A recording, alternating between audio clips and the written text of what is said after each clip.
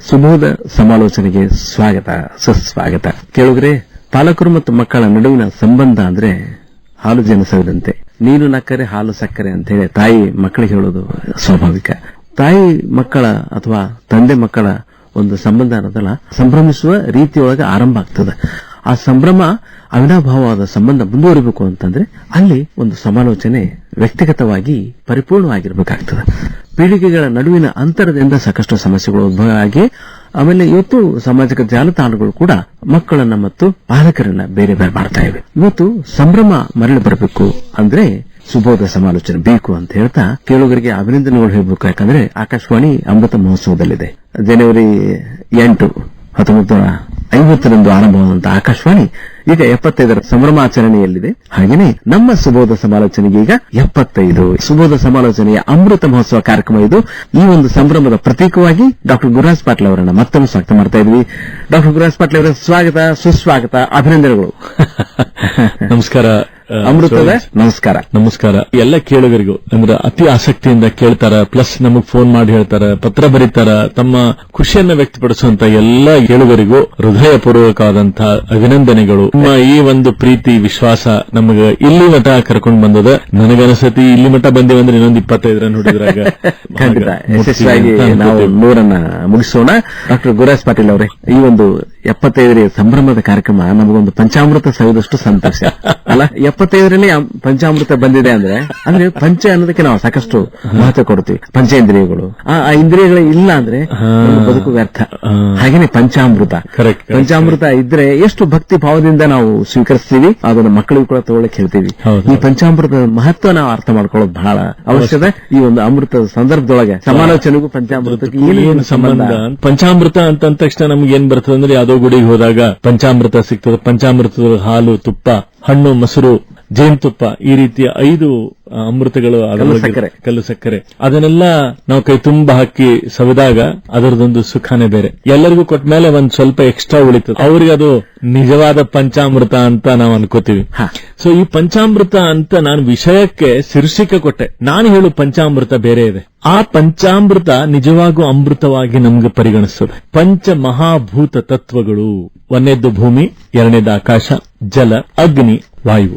ಈ 5 ಪಂಚ ಮಹಾಭೂತ ತತ್ವಗಳು ಅಂದ್ರೆ 5 ಎಲಿಮೆಂಟ್ಸ್ ಅಂತ ಏನ್ ಹೇಳ್ತೀನಿ. ಈ ಎಲಿಮೆಂಟ್ಸ್ ಒಳಗಡೆ ನಮ್ಮ ನಿಗೂಢವಾದಂತಹ ಒಂದು ಪ್ರಪಂಚ ಅಡಗಿ ಕೂತ್ಕೊಂಡದ್ದು. ಅದನ್ನ ನಾವು ಇನ್ನೂವರೆಗೂ ನಾವು ಅನುಭವಿಸ್ತಾ ಇಲ್ಲ. ಅದರೊಳಗಿರುವಂತಹ ಸಮಗ್ರವಾದಂತಹ ಶಕ್ತಿಯನ್ನ ಅನುಭವಿಸಿದಾಗ ನಾವೇನ್ ಮಾಡ್ಲಿಕ್ಕೆ ಸಾಧ್ಯ ಅಂದ್ರೆ ಆ ಪಂಚ ಮಹಾಭೂತ ತತ್ವ ಪಂಚಾಮೃತವಾಗಿ ಪರಿಗಣಿಸ್ತದೆ. ಯಾರೋ ಕಾಲವಾದಾಗ ಒಂದು ಶಬ್ದ ಯೂಸ್ ಮಾಡ್ತಾರೆ, ಪಂಚ ಮಹಾಭೂತ ತತ್ವದೊಳಗೆ ಲೀನರಾದ್ರು ಅಂತ ಒಂದು ಶಬ್ದ. ಅಂದ್ರೆ ಅರ್ಥ ಏನು? ನಾವು ಪಂಚಮಹಾಭೂತತ್ವದಿಂದ ತಯಾರಾಗಿರುವಂತವ್ರು. ಆ ಎಲ್ಲಾ 5 ತತ್ವಗಳು ನಮ್ಮ ಒಳಗಡೆ ಇದೆ. ಆ ತತ್ವಕ್ಕೆ ಪೂರಕವಾಗಿ ನಾವು ಬದುಕಿದ್ದೆ ಆದ್ರೆ ನಮ್ಮ ಬದುಕು ಸುಗಮ. ಡಾಕ್ಟರ್ ಗುರುರಾಜ್ ಪಾಟೀಲ್ ಅವರೇ, ಪಂಚಾಮೃತ ಅನ್ನೋದು ಸಂಭ್ರಮ ಸಂಕೇತ ಆಯಿತು. ಪಂಚಭೂತಗಳ ಒಂದು ಮಹತ್ವ ಏನಿದಲ್ಲ ನಮಗೆ ಅರಿವಾಗಿರ್ಬೇಕು. ಮಕ್ಕಳಿಗಿದ್ದು ನಿಲುಕಲಾರದ್ದು. ತಂದೆ ತಾಯಿಯರಿಗೆ ಅನುಭವಕ್ಕೆ ಬಂದಿರ್ತದೆ. ಅವರು ಅದನ್ನ ಅಂದ್ರೆ ಆಧ್ಯಾತ್ಮಿಕ ನೆಲೆಗಟ್ಟು ಅಥವಾ ಧನಾತ್ಮಕವಾಗಿ ನಮ್ಮ ಸುತ್ತಮುತ್ತಲಿರುವಂತಹ ಸತ್ಯ ಸಂಗತಿಗಳ ಅರಿವು ಬಹಳ ಪ್ರಮುಖವಾಗಿರುವಂತಹದ್ದು ಅನ್ನೋದು ತಾವು ಹೇಳಿದ ಮಾತುಗಳಿಂದ ಅರ್ಥ ಆಗ್ತದೆ. ಈ ಒಂದು ಪಂಚ ಮಹಾಭೂತಗಳೇನಿದಲ್ಲ, ಭೂಮಿ, ಆಕಾಶ, ಅಗ್ನಿ, ಜಲ, ವಾಯು, ಈ ಪಂಚಾಮೃತದ ಪಾತ್ರ ಏನಿದಲ್ಲ ಮಕ್ಕಳ ಬೆಳವಣಿಗೆಗೆ ಇದಕ್ಕೂ ಏನ್ ಸಂಬಂಧ, ಹೇಗೆ ಅದು ಕಾರಣ? ನೀವು ಯಾವಾಗ ಈ ಪಂಚಮಹಾಭೂತ ತತ್ವದೊಳಗಿರ್ತೀರಿ ಅಥವಾ ಪಂಚಮಹಾಭೂತದೊಳಗಿರ್ತೀರಿ, ಆವಾಗ ನೋಡ್ರಿ ನೀವು ಸಂತೋಷ ಭರಿತರಾಗಿರ್ತೀರಿ, ಹಾಗೂ ಕ್ರಿಯಾಶೀಲರಾಗಿರ್ತೀರಿ, ಆನಂದ ಭರಿತರಾಗಿರ್ತೀರಿ. ಆಮೇಲೆ ಎಷ್ಟೋ ಸರಿ ನಮಗ ಸಮಸ್ಯೆ ರಹಿತವಾಗಿರ್ಲಿಕ್ಕೆ ಸಾಧ್ಯದ. ಒತ್ತಡ ರಹಿತವಾಗಿರ್ಬೇಕಂದ್ರೆ ಬಹಳ ದಿವಸ ನೀವು ಕೆಲಸ ಮಾಡಿದ್ಮೇಲೆ ನಿಮ್ಗೊಂದು ಬ್ರೇಕ್ ಬೇಕು ಅಂತೀರಿ. ಬ್ರೇಕ್ ಬೇಕಂದಾಗ ಯಾವ್ದಾರು ರೂಮ್ನಾಗ ಹೋಗಿ ಕೊಡಂಗಿಲ್ಲ, ನಾವು ಪರಿಸರಕ್ಕೆ ಹೋಗ್ತೀವಿ. ಸೊ ಯಾವಾಗ ಪರಿಸರಕ್ಕೆ ಹೋಗ್ತೀವಿ ಆ ಒಂದು ಒತ್ತಡದಿಂದ ನಾವು ಒತ್ತಡ ರಹಿತರಾಗ್ತೀವಿ, ಸಮಸ್ಯೆಯಿಂದ ಸಮಸ್ಯೆ ರಹಿತರಾಗ್ತೀವಿ. ಸೊ ನೋಡ್ರಿ, ದಣವಾಗಿದೆ ದೇಹಕ್ಕೆ, ಹೊರಗೆ ಹೋಗ್ಬೇಕು ಅಂತ ಆಸೆ ಪಡ್ತೀವಿ. ಎಷ್ಟೋ ತನಕ ನಾವು ಎಸಿ ರೂಮ್ನಾಗ ಕೂಡ್ಲಿಕ್ಕೆ ಸಾಧ್ಯದ? ಇದಕ್ಕೊಂದು ಲಿಮಿಟೇಷನ್ ಅದು. ರೆಕಾರ್ಡಿಂಗ್ ಮಾಡ್ಲಿಕ್ಕೆ 1 ತಾಸು 2 ತಾಸು ಕೂಡಬಹುದು ನಾವು. ಅದಾದ್ಮೇಲೆ ನಾವೇನ್ ಮಾಡ್ತೀವಿ, ಮತ್ತೆ ಪರಿಸರಕ್ಕೆ ಹೋಗ್ತೀವಿ. ಪರಿಸರಕ್ಕೆ ಹೋದಾಗ ಆಹಾ ಅಂತ ಒಂದು ಎಕ್ಸ್ಪ್ರೆಸ್ ಮಾಡ್ತೀವಿ. ಅಂದ್ರೆ ಏನು ಅಂದ್ರೆ ನಮ್ಮೊಳಗಿರುವಂತಹ ಒಂದು ಕೆಮಿಕಲ್ ಅಥವಾ ನಮ್ಮೊಳಗಿರುವಂತಹ ಒಂದು ವಿಶೇಷತೆ ಆ ಒಂದು ಪರಿಸರಕ್ಕೆ ಪೂರಕವಾದಾಗ ನಾವು ಸಂತೋಷ ಹಾಗೂ ಅದಕ್ಕೆ ನಾವು ಕನೆಕ್ಟ್ ಆಗ್ತೀವಿ. ಈಗ ನಾನು ಕನ್ನಡ ಮಾತಾಡ್ತೀನಿ, ತಿಳಿತದ? ತಿಳಿತದೆ. ಇಂಗ್ಲಿಷ್ ಮಾತಾಡಿದ್ರೆ ಹಿಂದಿ ಮಾತಾಡಿದ್ರೆ ತಿಳಿತು, ಮಲಯಾಳಿ ಮಾತಾಡಿದ್ರೆ ಬರಂಗಿಲ್ಲ. ಹಂಗೆ ಯಾಕೆ ಬರಂಗಿಲ್ಲ? ಮಲಯಾಳಿ ಅನ್ನೋ ಶಬ್ದ ಹೊರಗಿಂದ ಬರ್ಬೋದು, ಆದ್ರೆ ಆ ಭಾಷೆ ನಿಮ್ಮೊಳಗೆ ರಿಜಿಸ್ಟರ್ ಆಗಿಲ್ಲ. ಯಾವಾಗ ಅದು ನಿಮ್ಮೊಳಗೆ ರಿಜಿಸ್ಟರ್ ಆಗುದಿಲ್ವೋ ಆವಾಗ ಹೊರಗಿರೋ ಬಂದಂತ ಮಲಯಾಳಿ ಶಬ್ದ ನಿಮಗದು ತಿಳಿಯೋದಿಲ್ಲ. ಕನ್ನಡ ರಿಜಿಸ್ಟರ್ ಆಗಿದೆ ತಿಳಿತದೆ, ಇಂಗ್ಲಿಷ್ ರಿಜಿಸ್ಟರ್ ಆಗಿದೆ ತಿಳಿತದೆ, ಅದೇ ರೀತಿ ಹಿಂದಿ ರಿಜಿಸ್ಟರ್ ಆಗಿದೆ ತಿಳಿತದೆ. ಅದೇ ರೀತಿ ನಮ್ಮ ಒಳಗೂ ಸಹ ವಾಯು ತತ್ವ ಇದೆ. ಹೊರಗಡೆ ಹೋದಾಗ ಯಾಕ್ರಿ ನಾವು ಆನಂದ ಪಡ್ತೀವಂದ್ರೆ ಅದು ರಿಜಿಸ್ಟರ್ ಆಗಿರೋದ್ರಿಂದ ಬೇಗ ಕನೆಕ್ಟ್ ಆಗಿಬಿಡ್ತದೆ. ಯಾವಾಗ ಪಂಚತತ್ವಗಳು ನಮಗೆ ಕನೆಕ್ಟ್ ಆಗ್ತದೋ ಅವಾಗ ನಾವು ಸಮೃದ್ಧರಾಗ್ತೀವಿ. ಡಾಕ್ಟರ್ ಗುರುರಾಜ್ ಪಾಟೀಲ್ ಅವರೇ, ನೋಡ್ರಿ, ಈಗ ನಾವು ಯಾವಾಗ್ಲೂ ಕೂಡ ಗಹನವಾದ ವಿಚಾರ ಮಾಡ್ತಾ ಯಾವ್ದೋ ಒಂದು ಚಿಂತನೆ ಮಾಡ್ಕೋತ ಕೂತಾಗ ನಮ್ಮನ್ನೇ ನಾವು ಮರೆತು ಬಿಡ್ತೀವಿ. ಅದರ ಅರ್ಥ ಅಂದ್ರೆ ನಾವು ಪಂಚತತ್ವಗಳನ್ನೇ ಮರಿತೀವಿ ಅಂತ ಅರ್ಥ. ಅಂದ್ರೆ ಮುಖ್ಯವಾಗಿ ನಾವು ಒಂದು ಪರಿಹಾರಕ್ಕೆ ನಿಸರ್ಗದ ಹತ್ತಿರ ಹೋಗ್ಬೇಕು ಅಂತ ನಾವು ಹೇಳ್ತೀರಿ. ಅಂದ್ರೆ ಮುಖ್ಯವಾಗಿ ಇದು ಬಹಳ ನಾವು ತಿಳ್ಕೊಬೇಕಾದ ಮಹತ್ವ. ಆದ್ರೆ ಮಕ್ಕಳು ನೋಡ್ರಿ ಯಾವಾಗ್ಲೂ ಕೂಡ ಪರಿಸರದೊಳಗೆ ಇರ್ಲಿಕ್ಕೆ ಇಷ್ಟಪಡ್ತಾರೆ. ನಾವು ಸಣ್ಣವರಿದ್ದಾಗ ಬರೀ ಆಟ ಆಡ್ಲಿಕ್ಕೆ ಹೊರಗೆ ಇಷ್ಟಪಡ್ತಿದ್ವಿ, ಹೋಗ್ಲಿಕ್ಕೆ ಹೊರಗೆ ಆಟ ಆಡೋದು. ಏನ್ ಯಾವಾಗ ನೋಡಿದ್ರು ಹೊರಗೆ ಇರ್ತಾನ್ರಿ ಅಂತಿದ್ರು ನಮ್ಮಪ್ಪ. ಅದನ್ನೇ ನಾವು ಇವತ್ತಿನ ಪಾಲಕರಿಗೆ ಹೇಳ್ಬೇಕಾಗಿದೆ. ನಿಮ್ ಮಕ್ಕಳು ಹೊರಗೆ ಹೋದಾಗ ಅವ್ರನ್ನ ಹೊರಗಿಂದ ಒಳಗೆ ಕರಿಬೇಡ್ರಿ, ಅವರು ಅಲ್ಲೇ ಸುಖದಿಂದ ಇದ್ದಾರೆ. ಅಕ್ಷರಶಃ ಮಕ್ಕಳು ಆ ಪಂಚ ತತ್ವಗಳನ್ನ ಅನುಷ್ಠಾನ ಮಾಡ್ತಾ ಇದ್ದಾರೆ, ಆ ಪಂಚಾಮೃತವನ್ನು ಅನುಭವಿಸ್ತಾ ಇರ್ತಾರೆ. ಈ 5 ವೈಯಕ್ತಿಕ ಪಾತ್ರಗಳ ಬಗ್ಗೆ ನಾವು ಚರ್ಚೆ ಮಾಡೋಣ. ಏನಂತೀರಿ? ಯಾಕಂದ್ರೆ ಇದು ಬಹಳ ಇಂಟ್ರೆಸ್ಟಿಂಗ್ ಅದ.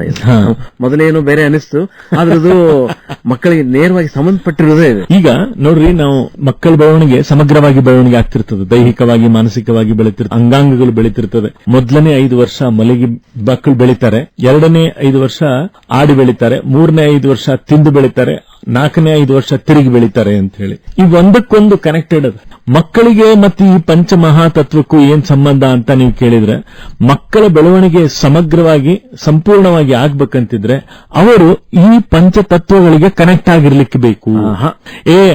ಬಿಸಿಲಾಗಿ ಹೋಗ್ಬಾಡ್ರಿ ಅಂತ. ಒಳಗಿರುವಂತ ಬಿಸಿಲಿಗೆ ನಾವು ಆಹಾರ ಕೊಡದೇ ಇದ್ದಾಗ ನಮ್ಮ ಇಮ್ಯುನಿಟಿ ಸಿಸ್ಟಮ್ ಸ್ಟ್ರಾಂಗ್ ಆಗ್ಬೇಕಂದ್ರೆ ಮಕ್ಕಳು ಬಿಸಿಲಾಗೂ ಆಡಬೇಕು. ನಮ್ಮ ಲಂಗ್ಸ್ ಕೆಪಾಸಿಟಿ ಚೆನ್ನಾಗಿರ್ಬೇಕಂದ್ರೆ ಸಾಯಂಕಾಲ ಆಟ ಆಡಬೇಕು, ಗಾಳಿ ಒಳಗೆ ಆಡಬೇಕು, ಓಡಬೇಕು, ಉಸಿರನ್ನ ಹೆಚ್ಚು ಕಡಿಮೆ ತಗೋಬೇಕು, ಅವಾಗ ಲಂಗ್ಸ್ ಗಟ್ಟಿ ಆಗ್ತದೆ. ಸೊ ಈ ರೀತಿ ಸಂಪೂರ್ಣವಾಗಿ ಡೈಜೆಸ್ಟಿವ್ ಸಿಸ್ಟಮ್ ಅನ್ರಿ, ಮೆಂಟಲ್ ಎಬಿಲಿಟಿ ಅನ್ರಿ. ಆಕಾಶ ಎಷ್ಟು ದೊಡ್ಡದಿದನೋ ಅಷ್ಟು ಪ್ರಪಂಚ ಜ್ಞಾನನೂ ಅಷ್ಟೇ ದೊಡ್ಡದಿದೆ. ಸೊ ಆ ಪ್ರಪಂಚ ಜ್ಞಾನಕ್ಕೂ ಮೆದುಳಿಗೂ ಅದನ್ನ ನಾವು ಕನೆಕ್ಟ್ ಮಾಡಿ ನೋಡಿದಾಗ ಆ ಜ್ಞಾನ ಸಾಕಷ್ಟು ಮಕ್ಕಳಿಗೆ ಬೆಳಿಬೇಕಂದಾಗ ಹೊರಗಡೆ ಇರಬೇಕು. ಈ ಪಂಚಾಮೃತ ಅನ್ನೋ ವಿಷಯ ಯಾಕ್ರಿ ನನಗೆ ಚೋಳಿನ ಸಾಹೇಬ್ರೆ ನನ್ನ ತಲೆಯೊಳಗೆ ಬಂತಂದ್ರೆ, ಪರೀಕ್ಷಾ ಮುಗಿಲಿಕ್ಕೆ ಬಂದದ ಮಕ್ಕಳದು ಅವರು ಮತ್ತೆ ಕಂಪ್ಯೂಟರ್ ಮುಂದೆ, ಲ್ಯಾಪ್ಟಾಪ್ ಮುಂದೆ, ಮೊಬೈಲ್ ಹಿಡ್ಕೊಂಡು ಟಿವಿ ಮುಂದೆ ಮನೆಯೊಳಗೆ ಕೂಡಬಾರದು. ಮಕ್ಕಳು ಹೊರಗಡೆ ಆಟ ಆಡಬೇಕು. ಆ ವಿಷಯದೊಳಗೆ ನಾನು ಸಹ ಈ ಒಂದು ಪ್ರಯತ್ನ ಮಾಡ್ಲಿಕ್ಕತ್ತೀನಿ. ಏನಪ್ಪಾ ಅಂತಂದ್ರೆ, ವಿಶೇಷವಾಗಿ ಸುಬೋಧ ಕಲಿಕಾ ಕೇಂದ್ರ ಆಗಲಿ ಅಥವಾ ಲೈಫ್ ನಮ್ಮ ಒಂದು ಸಂಸ್ಥೆಯಿಂದ ಮಕ್ಕಳಿಗೆ ರಜೆ ದಿನದೊಳಗೆ ಸಾಕಷ್ಟು ಆಟ ಆಡಿಸ್ಬೇಕು, ಮಕ್ಕಳಿಗೆ ಪರ್ಸನಾಲಿಟಿ ಬೆಳೆಸಬೇಕು, ನಿಸರ್ಗದೊಳಗೆ ಮಣ್ಣಾಟ ಆಡಿ ಮಕ್ಕಳು ಬೆಳಿಬೇಕು ಅನ್ನೋದು ನಮ್ಮ ಉದ್ದೇಶ. ಅಂತ ಒಂದು ಕ್ಯಾಂಪು ನಾವು ಆಯೋಜನೆ ಮಾಡ್ಲಿಕ್ಕತ್ತೀವಿ. ಅದಕ್ಕೆ ಪಂಚಾಮೃತ ಅಂತಾನೇ ಹೆಸರಿಟ್ಟಿವಿ. ಬಹಳ ಇಂಟ್ರೆಸ್ಟಿಂಗ್ ಅದ. ಈಗ ಪಂಚಾಮೃತದ ಏನಿದೆಲ್ಲ, ಅಮೃತ ಸೇರಿದಷ್ಟೇ ನಮ್ಗೆ ಸಂತೋಷ ಆಯ್ತು. ಯಾಕಂದ್ರೆ ಅಮೃತ ಕಾರ್ಯಕ್ರಮ ಇದು. ಹಾಗೇನೆ ಆಕಾಶವಾಣಿ ಅಮೃತ ಹೊಸ್ತಿಲೊಳಗದ. ನಿಜವೇ ಕೂಡ ಈ ಪಂಚಾಮೃತ ಅನ್ನೋದು ಕಾಕತಾಳೀಯವಾಗಿ ಬಂದಿದೆ ಅಂತ ನಾವು ಹೇಳ್ತಾ ಸಂತೋಷ ಪಡ್ತಾ ನಮ್ಮ ಕೇಳುಗರಿಗೆ ಒಂದು ಪ್ರಶ್ನೆಯನ್ನು ಕೊಡಬಹುದಾ ಡಾಕ್ಟರ್ ಗುರುರಾಜ್ ಪಾಟೀಲ್ ಅವರೇ? ಈ ಪ್ರಶ್ನೆ ಕೇಳೋಕೆ ನಮ್ಮ ಮೊದಲೇ 10ನೇ ತರಗತಿ ಮಕ್ಕಳು ಪರೀಕ್ಷೆ ಹೊಂಟಾರೆ. ಎಲ್ಲಾ 10ನೇ ತರಗತಿ ಮಕ್ಕಳಿಗೆ ಶುಭವನ್ನು ಕೋರ್ತೀವಿ ನಾವು ರೇಡಿಯೋ ನಮ್ಮ ಎಂಟೈರ್ ಸಮಸ್ತ ಬಳಗದಿಂದ. ನಿಮಗೊಂದು ಪ್ರಶ್ನೆ ಇವತ್ತು ಏನಂತಂದ್ರೆ, ಪಂಚತತ್ವಗಳ ಬಗ್ಗೆ ನಾನು ಇವತ್ತು ಚರ್ಚೆ ಮಾಡ್ಲಿಕ್ಕತ್ತೀನಿ. ಈ ವಿಷಯ ನಿಮಗೆ ಏನನಿಸ್ತು ಮತ್ತೆ ನಿಮ್ಮ ಜೀವನದೊಳಗೆ ಇದರ ಪಾತ್ರ ಏನು ಅನ್ನೋದನ್ನ ನಮಗೆ ಈ ವಿಳಾಸಕ್ಕೆ ಬರೆದು ಕಳಿಸ್ರಿ. ಪತ್ರ ಬರೀರಿ, ಪೋಸ್ಟ್ ಕಾರ್ಡ್ ನಲ್ಲಿ ಬರೀರಿ. ಸುಬೋಧ ಕಲಿಕಾ ಕೇಂದ್ರ, ಆದಿತ್ಯ ರೆಸಿಡೆನ್ಸಿ, ರಾಮಲಿಂಗೇಶ್ವರ ನಗರ ಕ್ರಾಸ್, ಗೋಕುಲ್ ರಸ್ತೆ, ಹುಬ್ಬಳ್ಳಿ 580030.